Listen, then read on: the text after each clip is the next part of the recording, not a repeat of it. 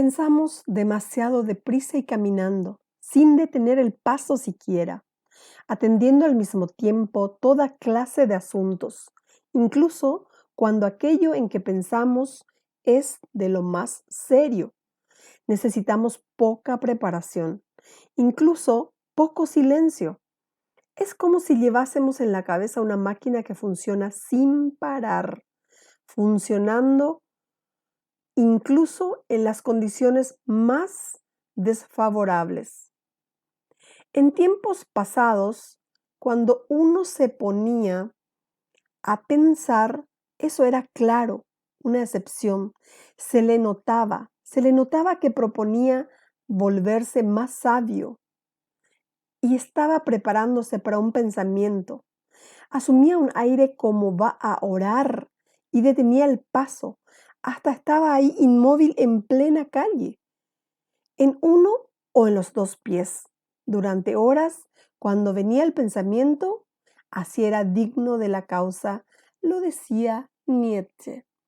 Lindo pensamiento de este famoso filósofo. Les invito cordialmente hoy para la clase virtual en la unidad 1. Bienvenidos queridos alumnos, muy buenas noches. Les saluda la profesora Norma Silvero.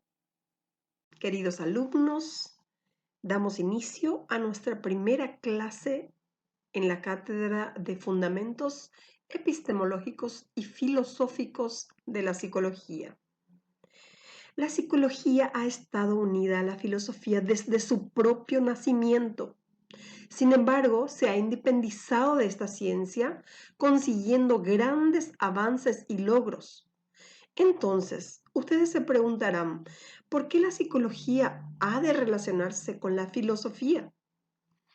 Pues para ello se reflexionará acerca de temas psicológicos muy vigentes en la actualidad, tales como la relación mente-cuerpo, la conciencia, temas de debate y polémica entre científicos y psicólogos. Además, se reflexionará acerca del estatus epistemológico de la psicología, para lo cual revisaremos los diversos paradigmas científicos que han influenciado en las diferentes corrientes psicológicas. Y ustedes se preguntarán, ¿por qué la necesidad de un análisis epistemológico de la psicología?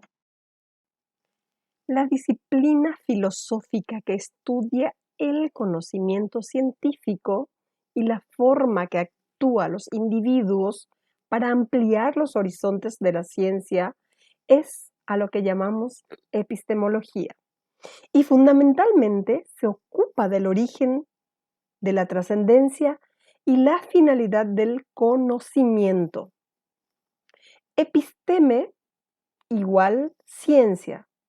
La epistemología trata los problemas planteados por la ciencia.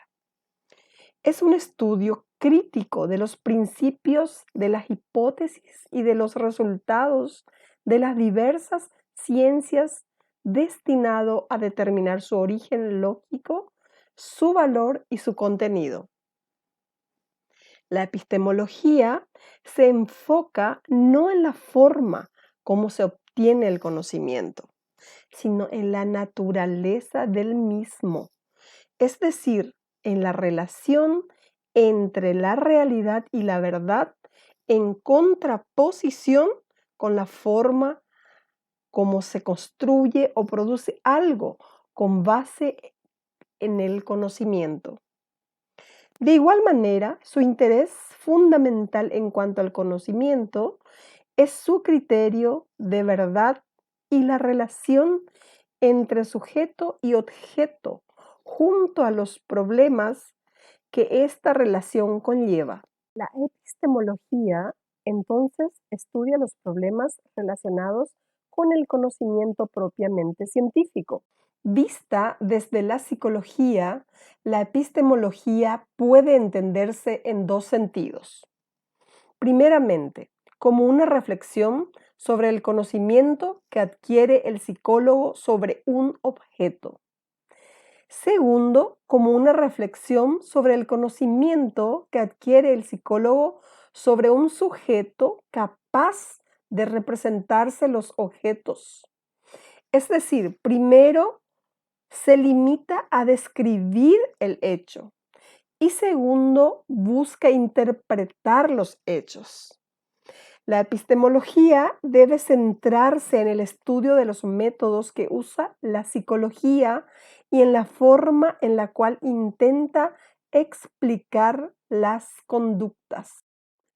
Platón se cree que nació en Atenas o en Egima entre 426 y 347 a.C. Su nombre real fue Aristócles, ya que Platón significa el de espalda ancha, y fue un mote o un apodo, como nosotros conocemos, que aparentemente recibió de su profesor de gimnasia a causa de su aspecto físico. Aportes de Platón. Se exponen tres elementos claves del platonismo que, de alguna manera, resumen las principales aportaciones que hizo el filósofo y que siguen siendo referencia en la actualidad. Estas son la doctrina de las ideas, la superioridad de la sabiduría sobre el saber y la defensa de la dialéctica como método científico. Nacido en 469 a.C., Sócrates alcanzó su madurez intelectual en un momento en el que Atenas triunfaba una corriente filosófica particular, el movimiento sofístico. Sócrates, el partero. Las diferencias entre Sócrates y los sofistas eran notables, comenzando por los métodos de enseñanzas. Los sofistas se dedicaban a impartir enseñanzas concretas que debían tener una utilidad práctica para los alumnos, como lo era el arte de la oratoria en la Atenas democrática, donde el éxito en política dependía de las intervenciones ante la asamblea del pueblo o en los tribunales. Sócrates, por su parte, buscaba estimular el espíritu de sus discípulos. No actuaba como un maestro al uso, que inocula nuevos conocimientos a su alumno.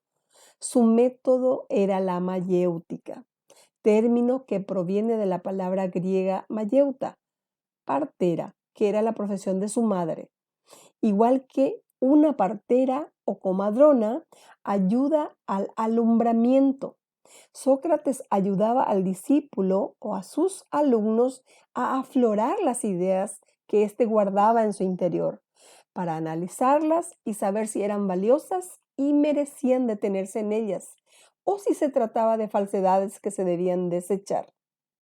El objetivo de Sócrates. Sócrates adoptó un punto de vista opuesto al de los sofistas en las cuestiones éticas y políticas. Consideraba que el gobierno debía ser ejercido por sabios expertos en lo relacionado con el bien, la justicia y las virtudes morales. De ello se derivaba una dura crítica al sistema democrático vigente en la Atenas de su tiempo, que a sus ojos era una forma de gobierno injusta, porque consistía en poner en manos de la mayoría ignorante las cuestiones más vitales y trascendentes que solo los expertos podían resolver. Pero años después, Platón desarrolló esta teoría en su obra La República, donde justificaba el gobierno de los filósofos como alternativa al desgobierno de las ciudades de su tiempo y en particular al gobierno que se basa en las decisiones de la mayoría. Estos tres aspectos fundamentales son el puesto central del hombre en la visión del mundo, el método de investigación basado en el diálogo y el elogio del gobierno formado por expertos. Estos tres aspectos fundamentales forman parte del giro socrático, el cambio radical que Sócrates imprimió en la historia de la filosofía. Aristóteles nació alrededor de 384 a.C. en Estagira, una ciudad de la antigua Grecia situada en la península de Calcidia. Por tanto, Aristóteles proviene de la antigua provincia de Macedonia. Su padre fue Nicómaco, médico y amigo personal del rey de Macedonia, un hecho que marcaría su futuro. Su madre, Festide, provenía y era originaria de la isla de Evia. Aristóteles fue discípulo y colaborador de Platón en la academia, donde permaneció unos 20 años. Allí aprendió, entre otras cosas, el arte de la retórica y la dialéctica. Además, también escribió algunos diálogos de los cuales solo se han conservado algunos fragmentos. San Agustín de Hipona. San Agustín de Hipona nació en Tagaste, norte de África, en el año 354 y murió en el año 430. Se considera el filósofo más importante de la Iglesia cristiana antigua. El padre de San Agustín era un pagano y su madre, por el contrario, una mujer cristiana. Tras constantes observaciones, estos reconocieron el gran talento de su hijo en el campo literario y destacaron su grandeza mental. Por lo anterior, decidieron enviarlo a la escuela de Cartago cuando apenas tenía 16 años. En dicha institución estudió retórica y derecho. Tomás de Aquino nació en Rocaseca, Italia, en 1227 después de Cristo y murió en Abadía de Fossanova en 1274. Su genealogía lo vincula con una familia noble conocida como los condes de Aquino.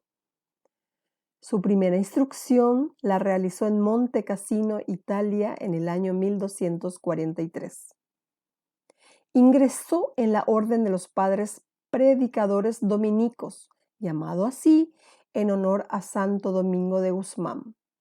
Posteriormente se convirtió en el representante típico de la escolástica medieval que trataba de utilizar en el fundamento de los dogmas cristianos las teorías de pensadores antiguos, especialmente la de Aristóteles.